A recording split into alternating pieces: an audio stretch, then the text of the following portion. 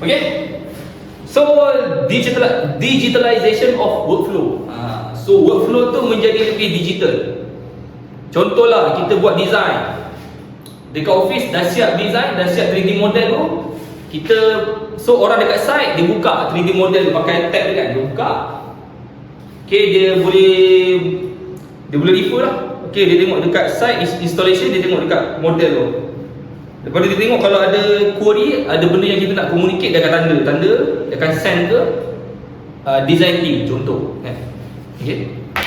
Digital mengurangkan penggunaan kertas. Maklumlah kita kan nak menuju ke arah apa nama ni, zero carbon kan, green energy, benda-benda yang mengurangkan waste kan. So sebab itulah diorang memperkasakan,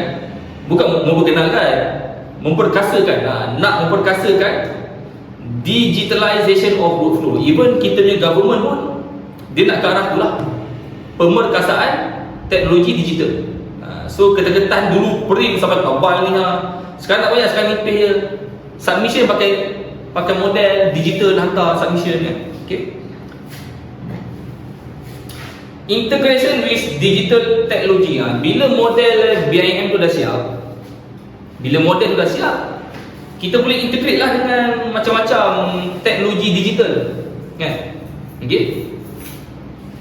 Tak kisahlah augmented reality ke, virtual reality ke, kita nak integrate masuk ke platform GIS, Geographic Information System, kita nak buat digital twin, IoT, tak kisah.